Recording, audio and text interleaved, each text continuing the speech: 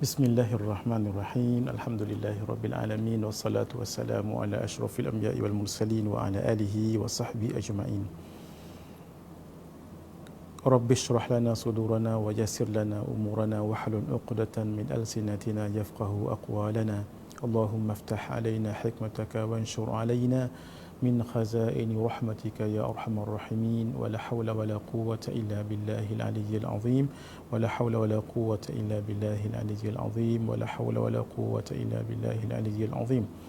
Allahumma barik lana fi Sya'ban wa balighna Ramadan. Wa a'inna 'ala as-siyami wal qiyami wa ghaddil basari wa hifdzil lisani wa qira'atil Qur'an ya Rahimu ya Rahman ya Karimu ya Mannan. Sallallahu ta'ala wa sallam ala sayyidina Muhammad wa ala alihi wa sahbihi ajma'in walhamdulillahi rabbil alamin. Khairu ma uhayikum bihi tahiyatul islam wa tahiyatul islam assalam. Assalamualaikum warahmatullahi wabarakatuh. Alhamdulillah, sidang penonton dan penuntut ilmu yang dirahmati Allah Subhanahu wa taala. Pagi Sabtu yang mulia ini kita sudah masuk ke tajuk syarat sah puasa. Sama-sama kita lihat kitab pada muka surat 19, syarat sah puasa. Maksudnya mana-mana syarat yang akan kita sebutkan ini kalau tidak dipenuhi maka puasa seseorang itu tidak sah. Syarat ini mesti dipenuhi keseluruhannya. Kalaupun yang kita nak bicarakan ini ada 4 dan satu syarat sahaja tidak cukup, maksudnya 3 dah cukup, 1 yang tak cukup.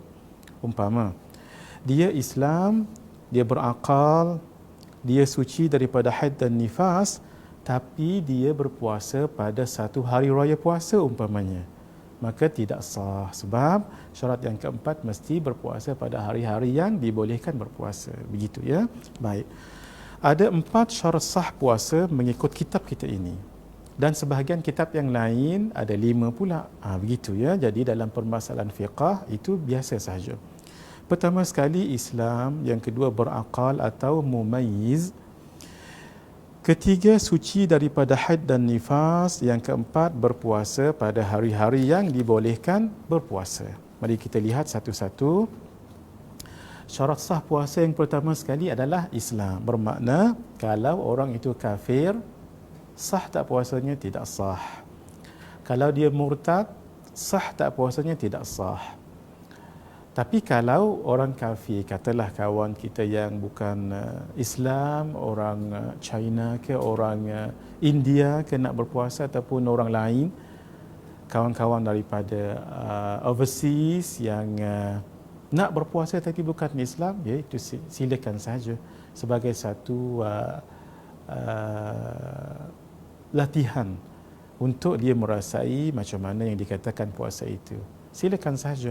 Tapi dikatakan wajib? Tidak. Dikatakan sah pun tidak juga sebab mereka bukan orang Islam.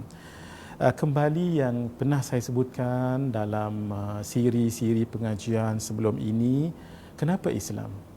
Para ulama mengatakan puasa kena ada Islam baru sah, solat pun kena ada Islam baru sah, demikian haji, demikian zakat, demikian umrah dan yang lain-lain. Kenapa? Sebab yang namanya puasa itu adalah ibadah. Ibadah perlukan niat. Niat perlukan ahli niat. Dan ahli niat itu adalah orang Islam. Sudah kita bicarakan dahulu semula. Yang namanya puasa, yang namanya solat, zakat, puasa, haji, ini namanya ibadah. Ibadah perlukan niat. Niat perlukan ahli niat. Ahli niat itu adalah orang Islam. Sebab itu siapa pun yang berpuasa ataupun yang solat sekalipun yang bukan Islam tidak sah. Itu satu. Baik. Orang yang Islam kemudian wallahu alam bisawab dan naudzubillah min dzalik tiba-tiba murtad, maka batal puasanya. Walaupun murtadnya itu mungkin dalam sekejap sahaja. Lalu dia tarajuk balik daripada murtadnya, dia menyebutkan sesuatu yang menyebabkan dia jadi murtad. Seminit selepas itu dia pun patah balik maka orang ini tidak sah puasanya kalau dia murtad tadi tu. Nah, ketika dia patah balik maka sah balik, tetapi ketika itu dia tidak boleh untuk berpuasa macam biasa, tetapi dia imsak sahaja. Apa maksud imsak? Hendaklah dia tidak makan, tidak minum seperti orang lain yang berpuasa juga. Denda untuk dia tadi telah murtadnya. Naam. Yang kedua adalah berakal atau mumayyiz. Tidak sah puasa kanak-kanak yang belum mumayyiz atau orang yang gila, sebab orang gila itu dianggap tidak berakal. Baik, apa maksud mumayyiz? Mumayyiz berasal dari perkataan mayyaza yumayyizu tamyizan. Mumayyizun. Mumayyiz maksudnya orang yang boleh membezakan. Kalau dibagi makanan dan dibagi barangkali alat-alat yang tajam, maka dia akan ambil makanan sebab dia tahu boleh dimakan. Demikian juga orang yang mumayyiz itu orang yang kalau diberi api umpamanya dan diberi sesuatu umpamanya kain, maka dia boleh memilih kain itu. Itu maksudnya dia boleh membezakan mana satu makanan, mana satu tidak, mana satu yang memudaratkan, mana satu yang tidak memudaratkan. Orang ini kanak-kanak walaupun dia tidak wajib, dia berbeza ya, tetapi oleh kerana dia sudah mumayyiz, maka kalau dia berpuasa maka sah puasanya itu. Yang ketiga adalah suci daripada haid dan nifas. Haid kalau dirujuk dari segi bahasa lughatan bermaksud aliran, iaitu darah daripada rahim perempuan, mohon maaf, yang paling dalam sekali. Dan darah ini dia keluar pada waktu yang normal. Biasanya yang normal, yang ghalibnya 6 ataupun 7 hari, yang ghalibnya. Dan ketika dia keluar, dia terasa panas. Mana kalau di setengah tempat disebut datang bulan, iaitu orang yang datang haid disebut datang bulan. Biasanya ghalibnya dalam berapa hari tadi? 6 ataupun 5 pun ada juga, 7 pun ada juga. Baik. Macam mana kita nak tahu haid itu? Hadirin, siapa yang ada kitab ini, photostat nanti muka surat 20 ini bagi dengan anak-anak perempuan ataupun siapa pun. Mohon maaf sahaja orang-orang yang barangkali jauh daripada tempat pengajian. Kadang-kadang dia tahu haid itu melalui apa yang disebutkan oleh mak dia disebutkan oleh tok wan dan sebagainya. Kadang-kadang tidak kurang tepat sehingga menyebabkan akan berlaku sesuatu yang tidak benar dalam hukum hakam. Banyak sekali perbahasan tentang haid ini, tapi kata guru kami kalau kita hafaz 5 kaedah ini insya-Allah lebih mudah untuk memecahkan permasalahan haid. Sama-sama mari kita lihat muka surat 20. 5 tanda haid. Kalau ada tanda-tanda ini, sekali lagi mesti ada 5 ini. Kalau hanya ada 4, satunya tak ada, tak dikira haid itu. Nah, sama-sama kita telaah. 1, lebih daripada 24 jam darah tu keluar, tapi sepanjang 15 hari. Nah, bukan sehari saja, tidak. Sepanjang 15 hari itu darah tu keluar dicampur-campur lebih 24 jam. Sebagai contoh, hari yang pertama, bukan hari bulan yang pertama, tidak ya. Kadang-kadang orang itu keluar darah haid pada katalah 21 hari bulan. Itulah darah yang pertama. Bukan setiap 1 hari bulan, 2 hari bulan, bukan lagu tu. Difahami elok. Ketika dia keluar haid hari yang pertama, konsisten keluarnya katalah dalam 2 jam, contoh ya. Dikumpul-kumpul ni, 2 jam. Sepanjang setiap hari tu 2 jam, esok 2 jam, 2 jam, 2 jam, 2 jam, sampai 15 hari. Berapa bilangan semuanya? 2 darab dengan 15 jadi 30. Sudah mencukupi syarat yang pertama, iaitu lebih daripada 24 jam. Kan tadi itu lebih 6 jam tu kan. Kita kira tadi setiap hari kan dia keluar darah haid 2 jam. Maka 15 hari bermaksud 30 jam.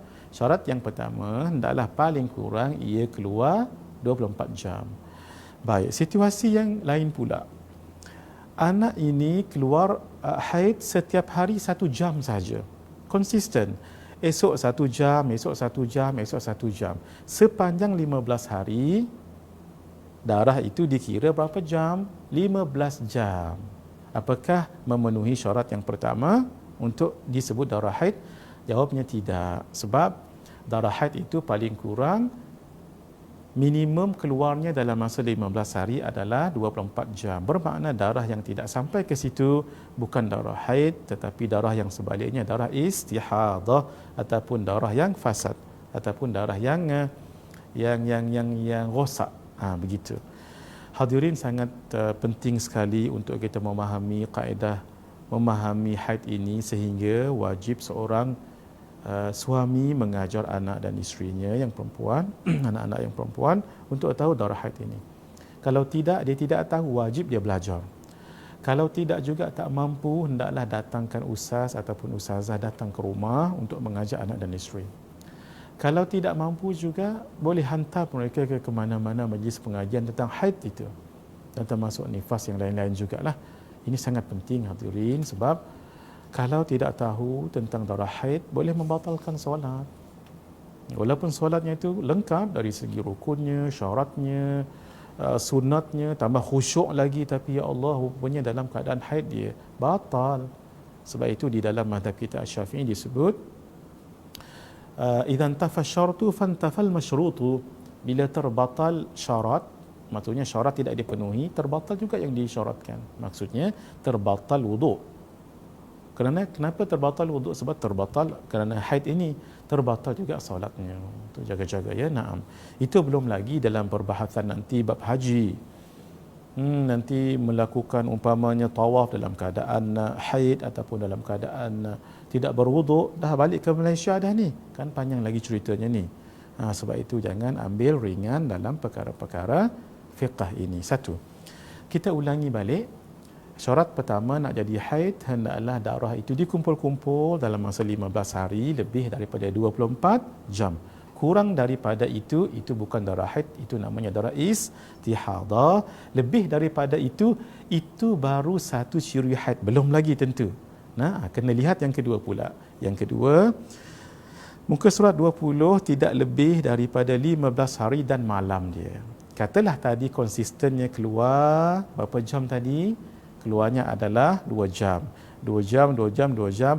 15 hari kan dah jadi 30 jam. Itu satu ciri. Tapi ciri yang kedua, tidak boleh lebih daripada 15 hari dan malam. Katalah orang itu sepanjang 15 hari dah haid. Ini hari yang ke-15.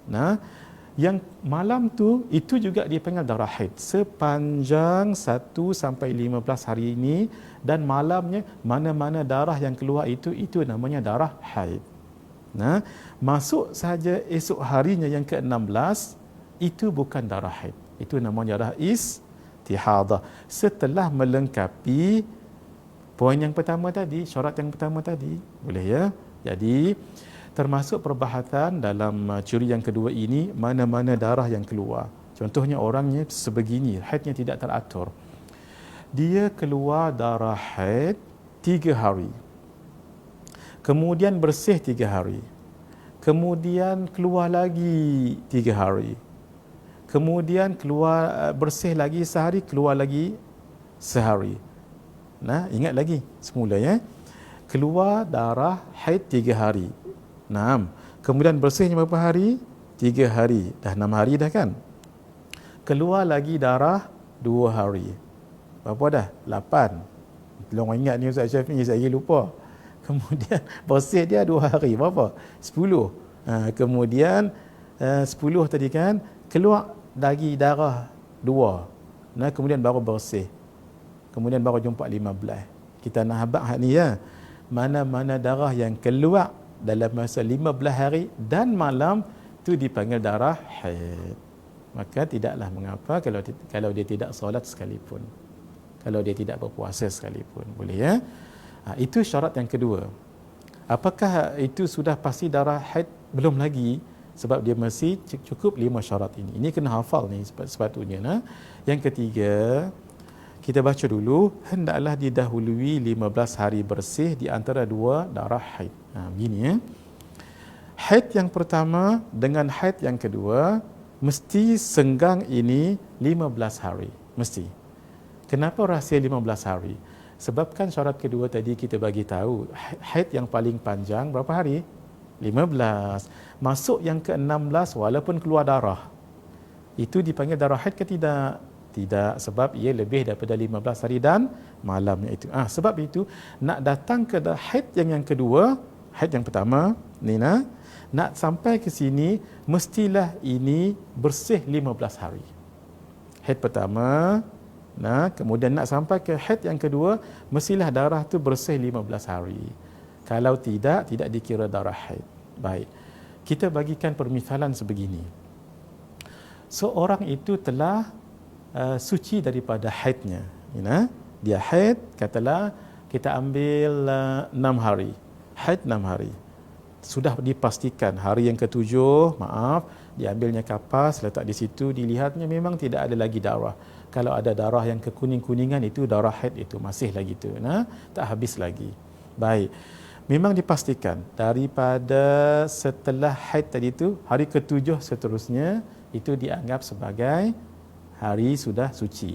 Persoalannya begini, dia suci 10 hari selepas haid tadi itu, kemudian keluar darah lagi 10 hari.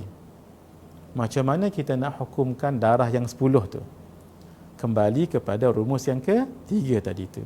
Hendaklah disimpan, nak betul-betul darah haid yang kedua itu mesti didahului berapa hari tadi? 15 hari. Persoalan sekarang, dia bersih 10 hari. Kemudian 10 hari lagi dia keluar darah. Macam mana nak tahu darah yang keluar itu darah haid ataupun tidak? Berdasarkan yang kedua tadi tu, yang ketiga tadi hendaklah darahnya nak datang ke haid yang seterusnya diselangi, hendaklah didahului berapa hari? 15 hari. Baik. Caranya ialah 10 hari yang bersih tadi, nak masuk dah dalam rumus yang ketiga ni, tapi tak cukup berapa? Tak cukup 5 kan? Maka darah yang keluar 10 hari tadi tu diambil darah yang pertama, 2, 3, 4, 5. Walaupun ia darah, dimasukkan ke dalam bilangan suci. Untuk kita tahu yang ke-6 seterusnya tu darah haid ataupun tidak. Sebab nak tahu darah haid yang kedua mesti diselangi ataupun didahului oleh bersih berapa hari? 15 hari. Tapi masalahnya sekarang kan bersih 10 hari. 10 hari lagi darah. Caranya ialah 5 hari pertama darah tu tadi, walaupun dia darah, masukkan ke dalam bilangan suci juga. Bukan nak kata dia jadi suci ke Ustaz. Tak, kita nak masukkan bilangan saja supaya kita tahu hak yang ke-6 seterusnya tu darah haid ataupun tidak. Boleh, maka dianggap yang ke darah pertama, 2, 3, 4, 5 tu dikira itu bukan darah haid kerana dia masuk di dalam hitungan darah suci, bukan hitungan suci, bukan darah tu jadi suci, tak ada pula. Darah tetap darah lah, tapi nak masukkan bilangan 15. Daripada 6, hari yang ke-6 onwards seterusnya, barulah kita boleh tahu tu haid ataupun tidak. Cara lagu mana? Tengok balik rumus yang pertama, tengok balik rumus yang kedua. Boleh Baik, tu nombor 3. Nombor 4, hendaklah darah hak keluar tadi bukan darah nifas. Darah nifas sudah darah apa? Darah orang beranak. Kenapa dia panggil darah nifas? Nifas itu berasal dari perkataan nafas, nyawa. Kan orang bila mengandung dia beranak kan keluar nyawa, keluar baby tu, sama ada baby tu matured ke prematured ke, matang tak matang tu cerita lain tapi dia bawa nyawa. Pasal itu dipanggil darah nifas. Baik. Jadi kalau dia beranak, keluar darah tu namanya darah wiladah. Tapi hak selepas dia, waktu dia keluar darah tu kan, itu namanya darah nifas. Kalau darah tu darah nifas, itu bukan namanya darah haid. Maksudnya syarat yang keempat, hendaklah ia bukan darah nifas. Baik, yang terakhir, paling minimum umur budak perempuan ni, lelaki tak ada haid ni perempuan. Paling minimum umur dia 9 tahun qamariyah. Ini didhabit ni penting. 9 tahun qamariyah atau 9 tahun hijriyah, bukan 9 tahun masehi. Sebahagian ulama mendhabitkan sebegini, yang dikatakan tahun Masehi ada 360 hari. Kalau satu tahun Qamariyah ataupun satu tahun Hijriyah sama dengan 354 hari, 8 jam 8 minit. Nah, sebahagian ulama mendhabitkan sebegini, tidak cukup 9 tahun Hijriyah, tolak 16 hari. Ada tolak lagi 16 hari. Katalah hari ini hari Sabtu kan, katalah nak. Maka genap 9 tahun. Maka tolak 16 hari daripada hari ini. Daripada tolak 16 hari itu, itulah bermula waktunya haid. Maksudnya haid yang paling awal adalah ketika berumur 9 tahun Hijriyah, Qamariyah, tolak 16 hari. Baik. Katalah kita tengok ada seorang budak perempuan, Masya Allah, dia keluar darah setiap hari 3 jam. Berterusan. Sampai 15 hari, sudah pasti 15 darab dengan 3 berapa? 45. Lebih tak 24? Lebih. Syarat pertama sudah dipenuhi. Satu. Yang kedua, dia memang 15 hari ni lebih. Maksudnya 15 hari ni memang dah dilaluinya keluar darah tadi tu. Hatta yang ke 16 pun keluar lagi darah. Maka 16 itu bukan darah haid. Dia 15 hari ataupun 7 hari pun tak apa. 7 hari pun tak apa, tapi jangan lebih 15 hari. Syarat yang kedua itu juga adalah darah haid. Yang ketiga, ni budak yang sama, adik yang sama ni tadi ni, antara dia ni ni haid yang pertama. Kalau haid yang kedua umpamanya di antara dua haid memang sudah diselangi 15 hari bersih. Kemudian yang keempat, dia bukannya beranak lagi, budak lagi. Kemudian umurnya 8 tahun hijrah. Baik, apakah ini dianggap sebagai darah haid? Jawabnya tidak. Kenapa? 4 syarat sudah dipenuhi, tetapi syarat yang kelima, rupa-rupanya umur 8 tahun. 8 tahun tu tak cukup lagi. Paling minimum berapa tahun tadi? 9 tahun. Begitulah hadirin, dihafaz sama-sama. Mesti ada 5 ini baru namanya darah haid pertama sekali. Ni sama-sama apa ni? Hendaklah dia keluar. Tuan-tuan jangan tengok kitab, sama-sama apa. Pertama, hendaklah dia keluar 24 jam, lebih daripada 24 jam dalam masa berapa hari? 15 hari. Yang kedua, tak boleh lebih daripada 15 hari dan malam dia. Yang ketiga, di antara dua darah haid hendaklah diselangi dengan 15 hari bersih, ataupun haid yang kedua tu didahului 15 hari bersih. Yang keberapa? 3. Yang keempat, bukan darah nifas. Dan yang kelima, paling minimum, adik tadi tu, anak perempuan kita tadi tu, dia berumur 9 tahun hijri, ya ataupun qamariyah. Di sebahagian ulama mendhabitkan lagi tolak berapa? Tolak 16 hari. Itulah namanya darah haid. Masya Allah. Jadi tuan-tuan, puan-puan, nak habaq dia lagu mana? Nak habaq dia, kalau dia suci daripada haid dan juga nifas, maka dia pun puasa sah dia.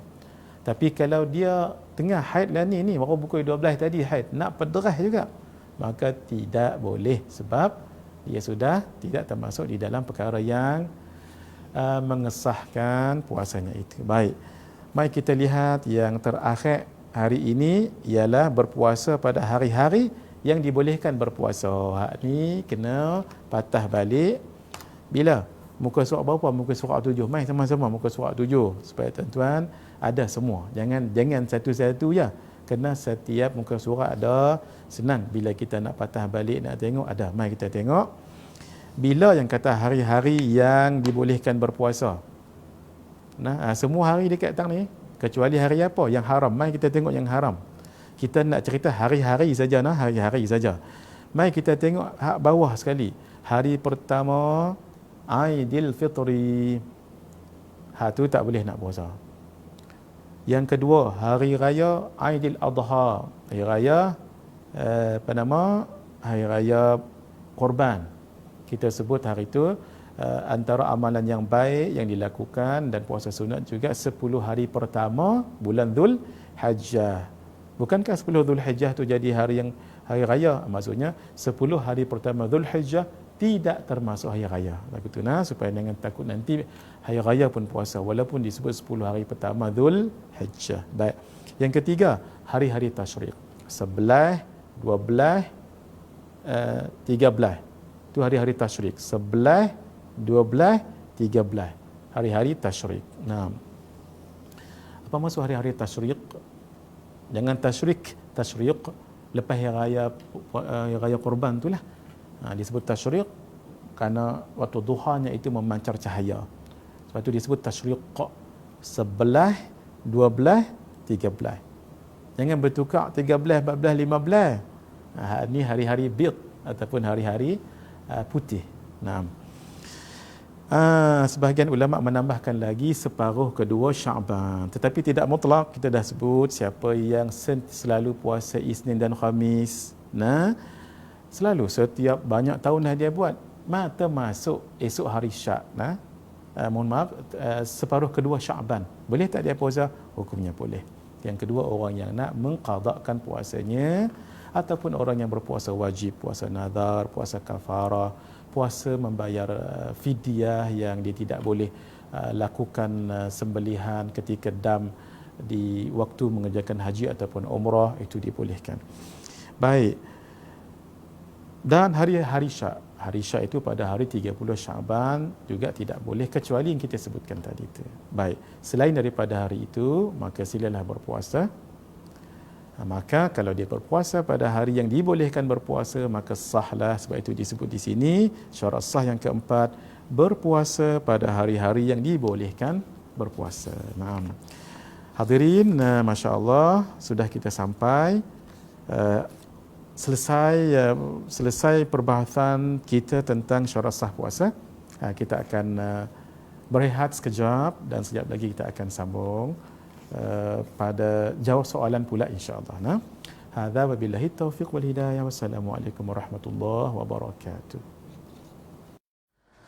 Antara amalan mudah-mudahan Allah memurahkan rezeki kita ialah membaca ayat 1000 dinar, iaitu membaca pada awal pagi, wa may yattaqillaha yaj'al lahu makhraja wa yarzuqhu min haitsu la yahtasib wa may yatawakkal 'ala Allahi fahuwa hasbuh innallaha balighu amri qad ja'ala Allahu likulli syai'in qadara. Ayat ini diulang sebanyak 7 kali. Kemudian selepas itu kita baca Allahu tariqi Ar-Rahmanu Rafiqi Ar-Rahimu Yahrusuni Min kulli syai'in yalmisuni. Allahu tariqi, Allah lah jalanku. Ar-Rahmanu Rafiqi, Ar-Rahman, Allah yang Maha Ar-Rahman adalah pendampingku. Ar-Rahimu, Allah yang Maha Rahim, Yahrusuni Min kulli syai'in yalmisuni, akan memagarkan diriku daripada sesuatu yang boleh mendatangkan keburukan pada diriku. Ayat yang pertama tadi dibaca 7 kali dan bacaan yang kedua tadi pun dibaca 7 kali. Ayat dan bacaan tadi itu ada di dalam buku amalan orang saleh ini.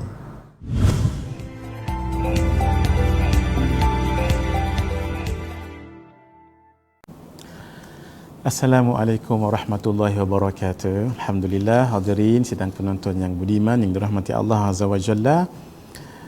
Kita sambung pada sesi yang kedua untuk jawab soalan-soalan yang sudah ada dekat sini. Soalannya Masya Allah boleh tahan banyaknya ni. Kita lihat sama-sama. Bismillahirrahmanirrahim. Nak tanya, sekiranya berlaku perkara 6, iaitu terminum air kerana berlebihan ketika madmadah, istinsyaq, mandi yang tidak sunat dan wajib. Muka surat 32, batal ke puasa seseorang itu?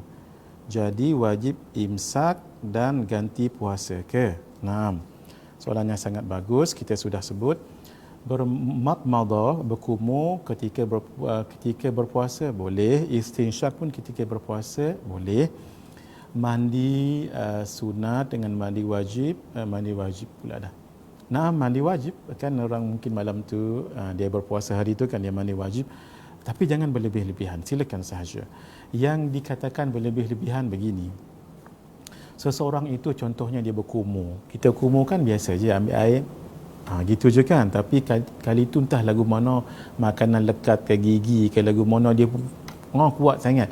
Jadi tak tersedar, unintentionally, tak sengaja dia masuk air tu.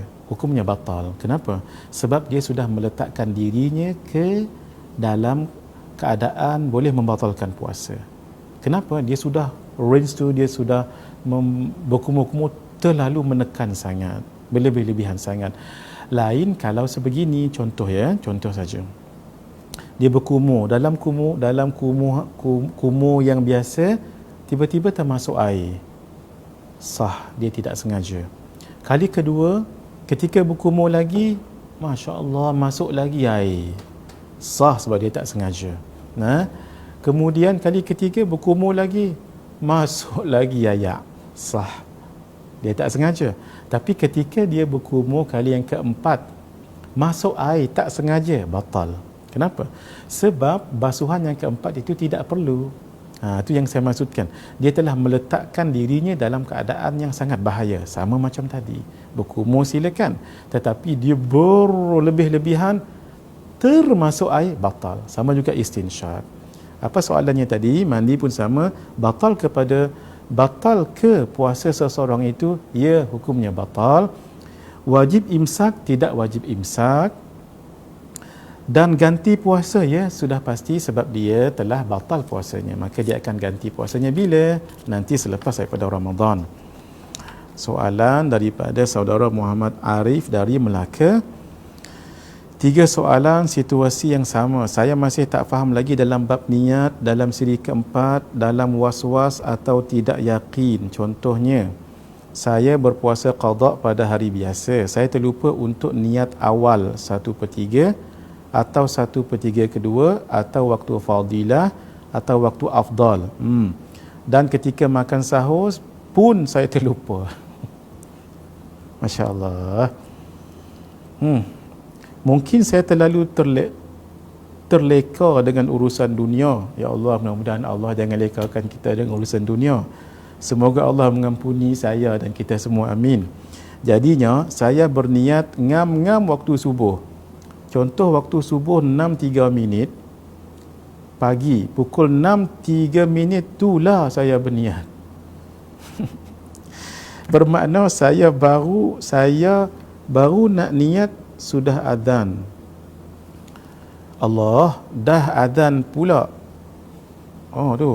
Apakah hukumnya dan apa yang perlu saya buat?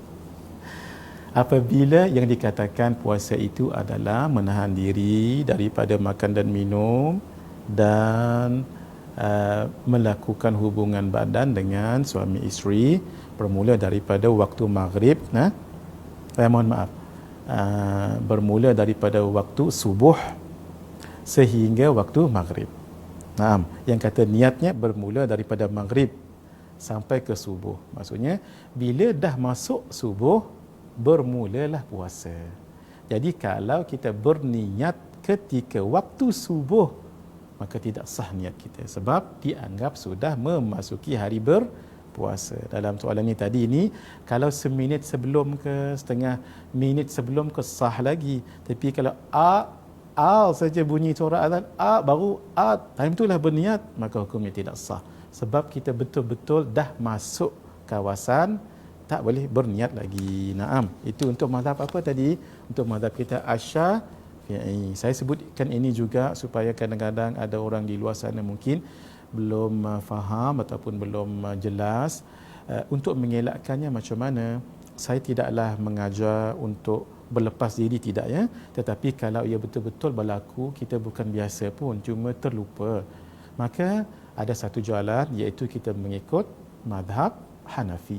Mazhab Hanafi, siapa yang malam tadi dia lupa untuk berniat, boleh dia niat walaupun selepas subuh, boleh. Tetapi dengan syarat 2. Tidak makan dan tidak minum, tidak melakukan perkara yang membatalkan puasa. 2. Belum lagi waktu zuhur. Tapi jangan senang-senang, jangan dipilih-pilih pendapat ini, tidak ya. Kita kena pegang pada pendapat mazhab kita Asy-Syafi'i. Ini kalaulah terjadi, kita pun ya Allah bukanlah ni sangat, sebab kalau dalam mazhab kita Asy-Syafi'i, orang ini akan didenda. Dendanya apa? Orang ini wajib imsak. Sehingga kalau dia makan minum, berdosa dia. Maka nak lari daripada itu namanya hilah. Ini bukan jalan nak senang-senang, tidak ya. Sebab itulah perlunya kita belajar hukum hakam sebegini supaya kita tahu. Tetapi yang ini jangan dimudah-mudah. Oh, kalau begitu tak payahlah saya nak berniat malam, saya taklid saja mazhab Hanafi, walaupun asalnya boleh. Tetapi perasaan tasahul itu bermudah-mudah dalam bab agama, itu boleh membawa fitnah dalam kehidupan beragama seseorang itu, dan juga bagi yang lain juga. Malah kalau orang itu orang yang dihormati dalam masyarakat, nanti dilihat pandangan yang tidak elok bagi orang awam. Baik, yang kedua, situasi yang sama, cuma saya duduk di kawasan pendalaman. Suara azan di masjid kurang jelas sebab jauh, kadang tidak mendengar langsung, surau tutup sebab PKP. Oh, ni baru-baru ni ya. Oh, minta lah. Ini tasawur saja. Mudah-mudahan PKP. Kita tak tahu, Allahu a'lam. Kita tak tahu, Allahu a'lam. Tak ada sampai bila kita minta, ya Allah, mudah-mudahan dipercepatkan habisnya itu. Nak hitung fajar tak reti sebab jahil. Dengan ini saya yakin waktu subuh masuk pukul 6.10 pagi. Sedangkan subuh masuk pada pukul 6.03 pagi. Jadinya saya yakin waktu subuh masuk pukul 6.10 pagi, sedangkan subuh masuk pukul 6.03. Oh, lagu tu Jadinya saya berniat puasa pada pukul 6.05. Baguslah ni, dia jelas. Pukul 9 pagi mula terdetik wah-wah tentang niat saya tadi kerana melihat kalender dan laman web Jabatan Agama Islam Melaka. Soalannya, apakah hukum niat saya dan apakah perlu saya buat? Ada dua. Satu pendapat mengatakan batal, sebab dia ternyata walaupun dia menjangka bahawa masuk subuhnya 6.10, tapi hak sebenarnya 6.03. Jadi telahan dia itu, ijtihad dia itu salah, maka hukumnya tidak sah. Maka apa harus dia kena buat? Dia tidak kira berdosa lah, dia tidak berdosa, tetapi dia wajib imsak. Tapi ada satu pendapat yang tidak kuat, mengatakan sah. Sebab apa? Sebab dia memang dah yakin betul-betul. Bagi pandangan dia, yakin betul-betul pukul 6.03, yakin betul-betul. Tak ada kata tak yakin. Lagu tu. Setengah pendapat mengatakan sah. Sebab dia membina keyakinannya itu atas pukul 6.10. Situasi yang sama di atas tetapi jadi pada bulan Ramadan. Puasa qada hari biasa tukar kepada puasa wajib pada Ramadan. Puasa qada hari biasa tukar kepada puasa wajib pada Ramadan. Apakah hukum dia dan apa yang perlu saya buat? Macam mana Ustaz? Puasa qada hari biasa tukar kepada puasa wajib pada Ramadan. Apakah hukum dia? Rasa tak apa nak jelas, saya pun tak apa nak jelas. Sebab bila kata puasa Ramadan, tak ada tukar-tukar, dia kena Ramadan tu pula. Jadi puasa qada hari biasa tukar kepada puasa wajib pada Ramadan. Macam mana qada dalam bulan Ramadan? Tidak sah. Kalau qada dalam bulan Ramadan tidak sah. Kita dah belajar dalam semalam, iaitu dalam niat wajib, termasuk qada tu kan wajib, kafarah tu kan wajib, nazar tu kan wajib. Maka tidak boleh dua niat yang wajib dalam satu niat, tak boleh. Jadi kalau qada saja. Kalau Ramadan sahaja, tidak boleh. Jadi bila masuk di bulan Ramadan, dia pun nak berpuasa qada. Oh, lagu tu kan soalan dia. Oh, baik. Hukumnya tidak boleh. Sebab apa? Sebab di bulan Ramadan wajib puasa Ramadan. Qada tadi itu cerita lain pula lah. Bila nak buat qadanya tu? Tahun depan pula. Tak pun, jangan tahun depan. Lepas Ramadan nanti. Ini bermakna dah ada nampak tanda-tanda orang itu akan kena bayar fidyah. Sudah bagi tahu apa dia, apabila tahun 1440 tahun lepas kita tak puasa 7 hari. Ni berapa hari lagi ni, seminggu lagi ni nak masuk Ramadan ni. Kita pun sibuk lagu mana tak tahu.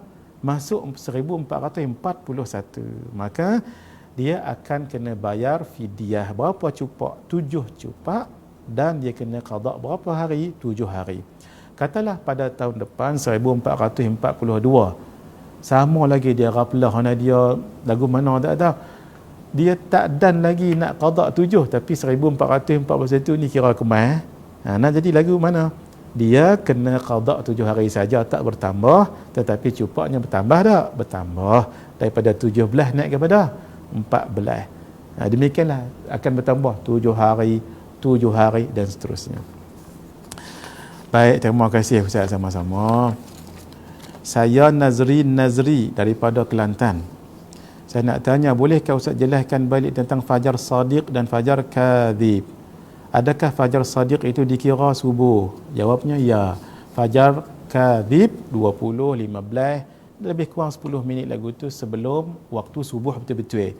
Macam mana nak tahu? Kita tengok di ufuk, maka kita melihat di langit itu ada fajar. Fajar maksudnya cahaya yang halus, dia menegak daripada utara selatan, selatan ke utara. Tapi kena perhati eloklah baru nampak. Maka itu namanya fajar kadhib. Kenapa dia panggil kadhib? Kadhib maksudnya bohong. Pasal dia macam membohong kita saja. Nak kata masuk subuh, di sekitar ni dok rasa macam gelap lagi. Tapi nak kata tak masuk subuh dah keluar, dia jadi lagu mana kita pun ni masuk tak masuk. Sebenarnya tak masuk lagi, dia macam bohong kita saja. Pasal itu dipanggil fajar bohong. Bohong dalam bahasa Arab kadhib dipanggil fajar kadhib.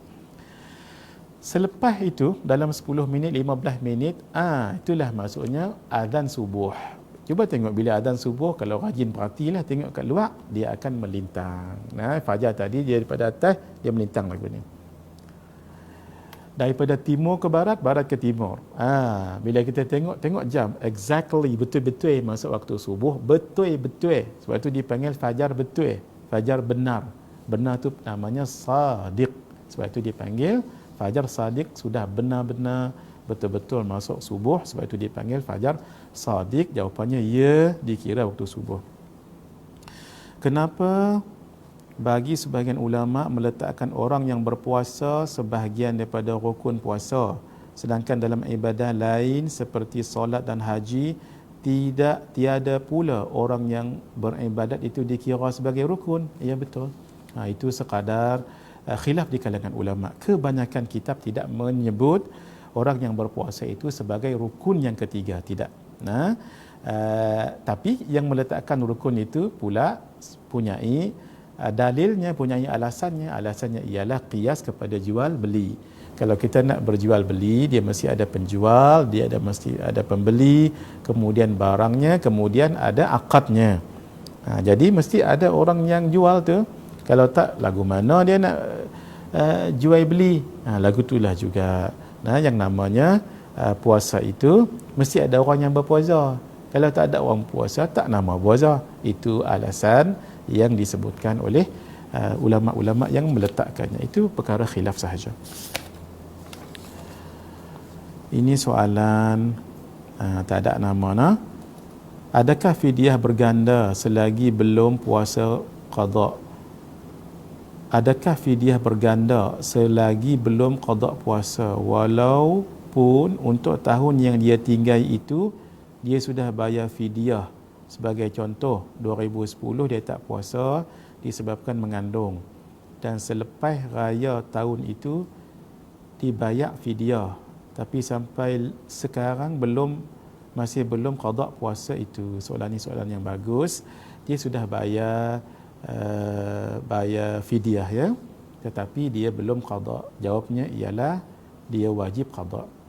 Satu, yang kedua, qadanya tidak bertambah kalau fidyahnya bertambah. Dalam situasi ini tadi dia mengandung. Baik, kalau dia mengandung dan dia buka puasa tu kerana dia bimbang dirinya, maka dia kena qada sahaja.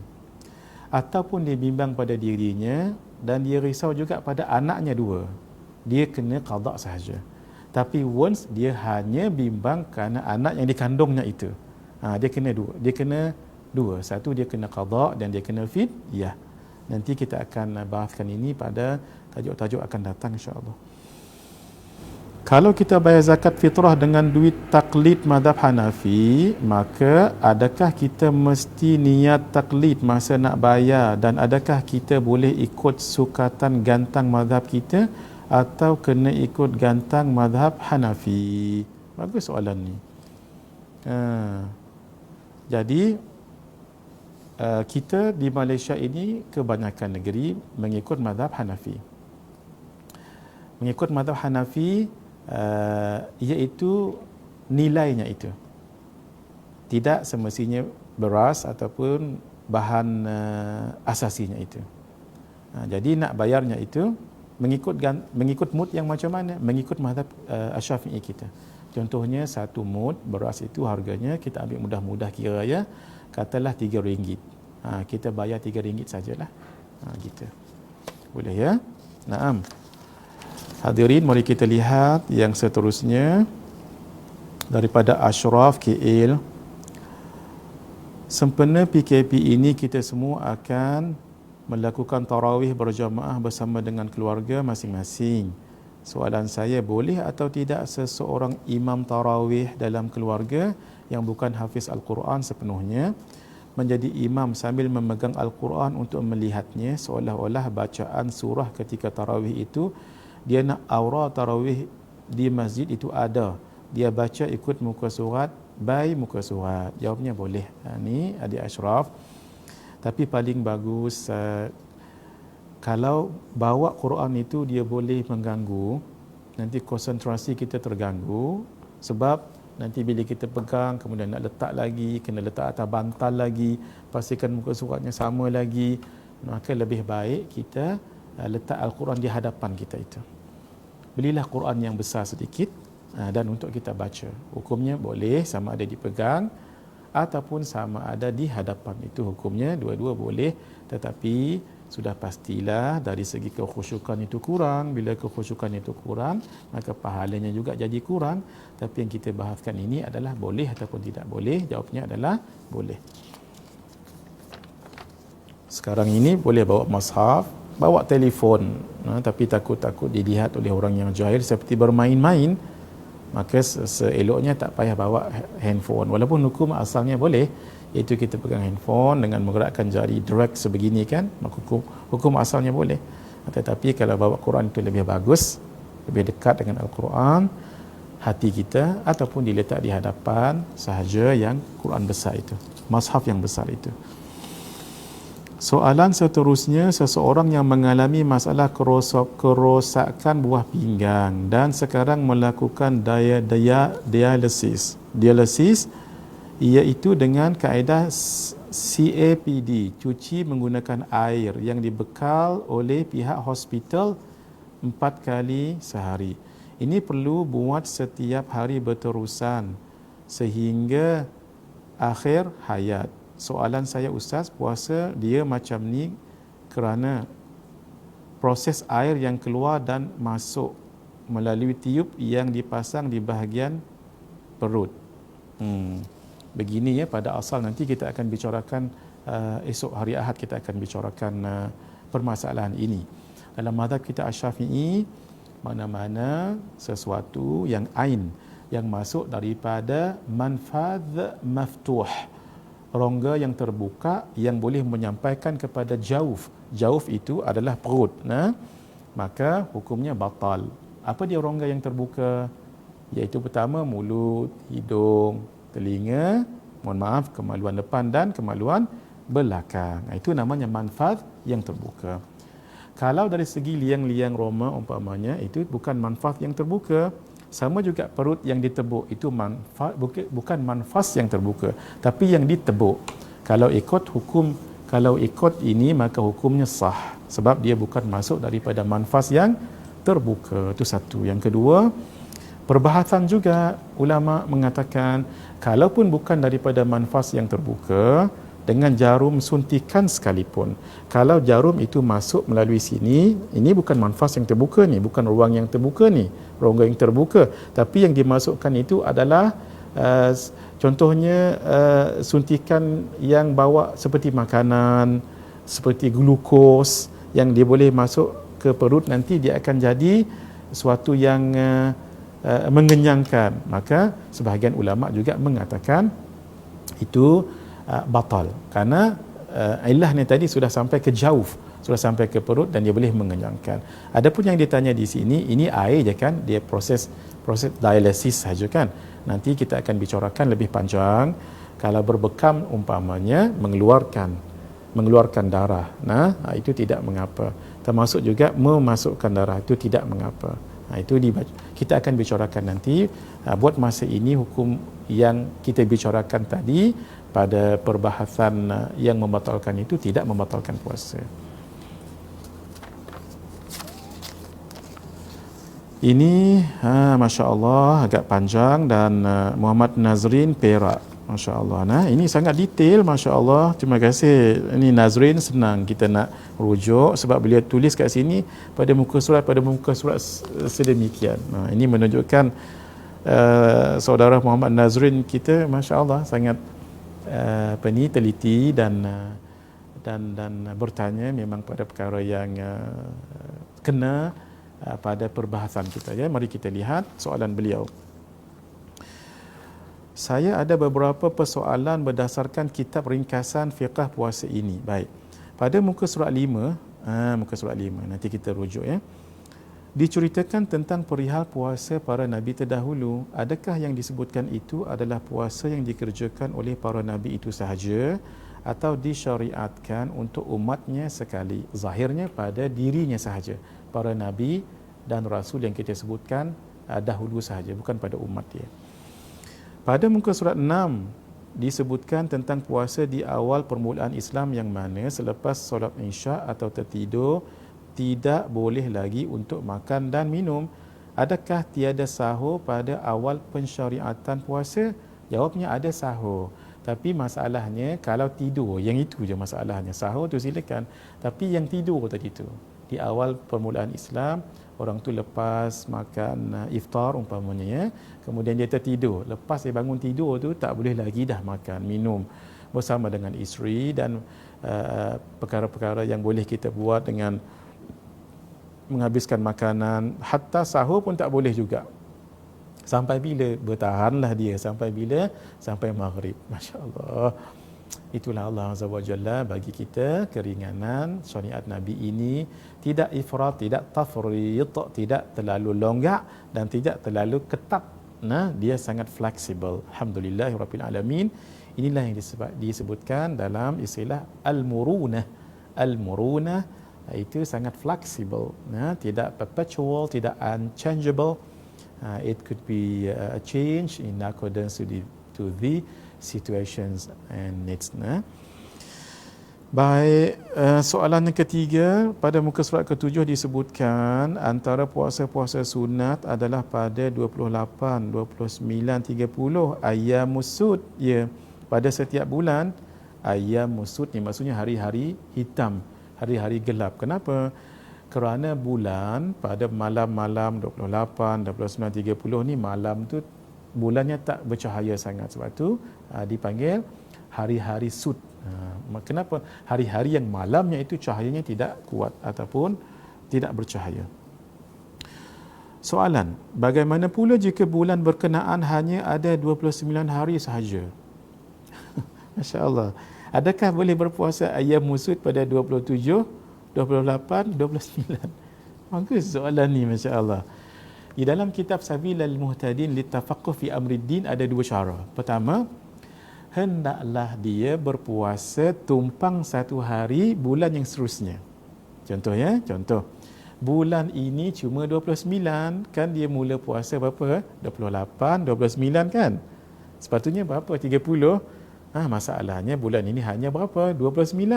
Maka dia boleh tumpang satu hari bulan seterusnya tu jadi 30. Itu satu. Yang kedua, bolehlah dia berpuasa pada hari yang ke-27. Boleh. Kenapa?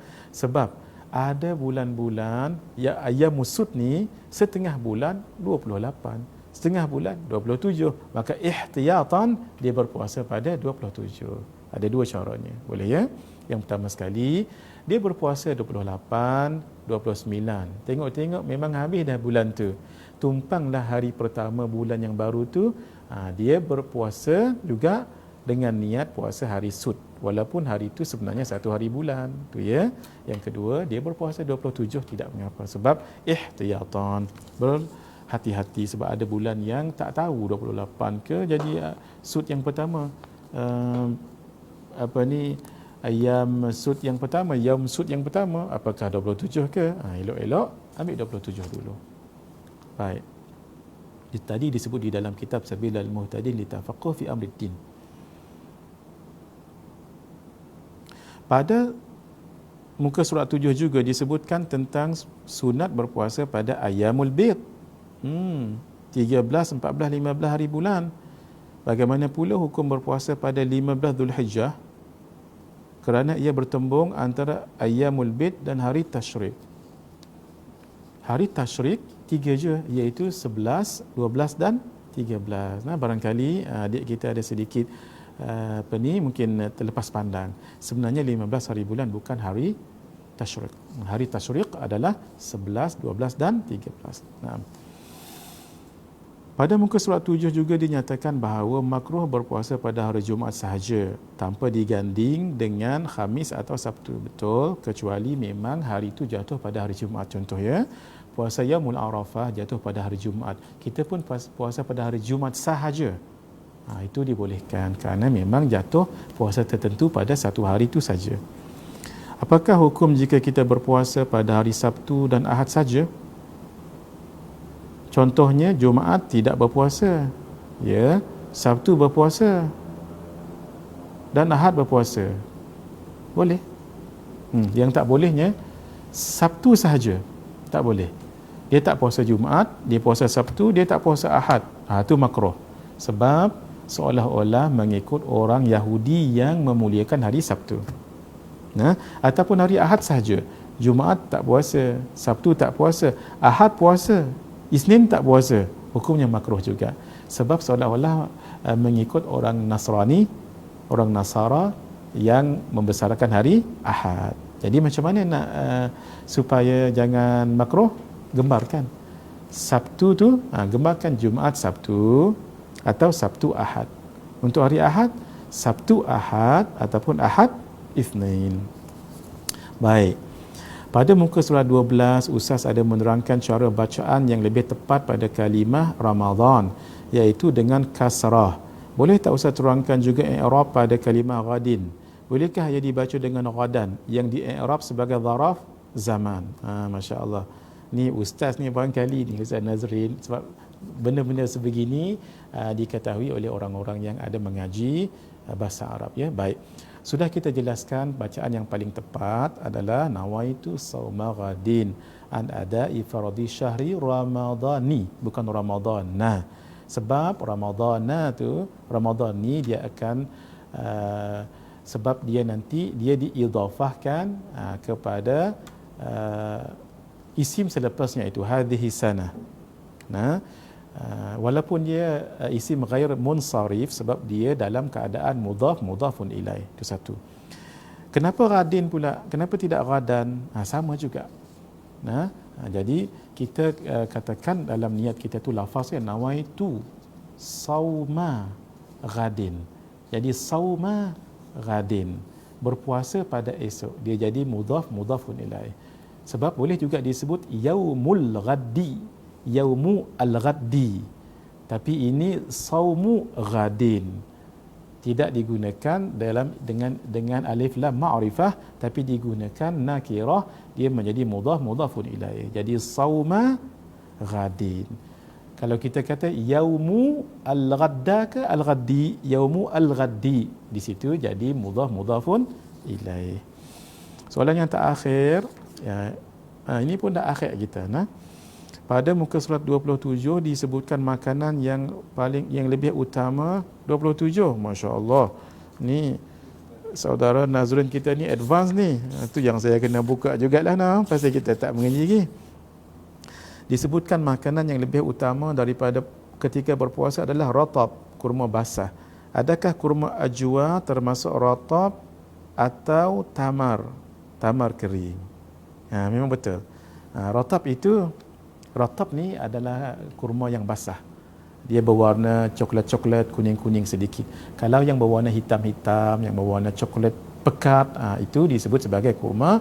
Maka rotab, maka kurma ajwa ataupun ujwa itu kan warnanya hitam-hitam tu. Nah, memang ada setengah tempat kalau kita baru dapat yang fresh itu memang lembutlah, tetapi dia termasuk di dalam kategori tamar, kurma, bukan rotab. Naam. Alhamdulillah, terima kasih Nazrin, sebab soalannya senang sekali dibaca dan dibagi muka surat, jadi kita senang nak rujuk. Hadirin, setakat ini sahaja dahulu. InsyaAllah kita akan sambung esok untuk perbahasan tentang perkara-perkara yang membatalkan puasa. Hadza wabillahi taufiq wal hidayah. Wassalamualaikum warahmatullahi wabarakatuh.